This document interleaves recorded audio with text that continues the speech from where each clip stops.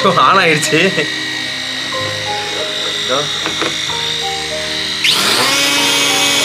அப்பா நல்லா காற்று வருது.